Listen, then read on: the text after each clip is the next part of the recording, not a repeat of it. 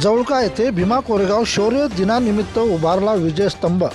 मालेगाव तालुक्यातील जवळका येथे 1 जानेवारी रोजी भीमा कोरेगाव येथील शौर्य दिनाचा महाराच्या इतिहासाचे औचित्य साधून जवळका येथील बौद्ध बांधवांनी 2 जानेवारी रोजी भीमा कोरेगाव येथील विजयस्तंभाची प्रतिकृती तयार केली आहे।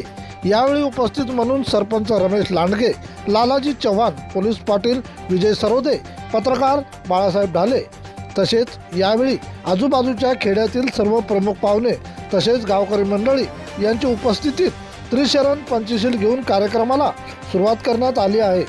यावेळी भाषणामध्ये 1818 साली पाचशे महारांनी 28,000 पेशव्यांचा खात्मा केल्याचा इतिहास सांगण्यात आला। तसेच यावेळी या विजयस्तंभाला सलामी देण्यात आली। यावेळी उपस्थित बुद्धभूषण अवचार, सनी अवचार, संघर्ष जोंधळे, सम्यक ढाले, दीपक ढाले, मधुसूदन इंगळे, प्रकाश अवचार, अभय भगत, आकाश खडसे, सुबोध जोंधळे, गोलू पिंपळकर, बौद्धाचार्य बंडूजी पोफळे, दयाराम अवचार, सुखदेव इंगळे, सुचित जावळे, राहुल जावळे, सूरज गायकवाड, गजानन बळी, सागर सावळे यांची उपस्थिती लाभली।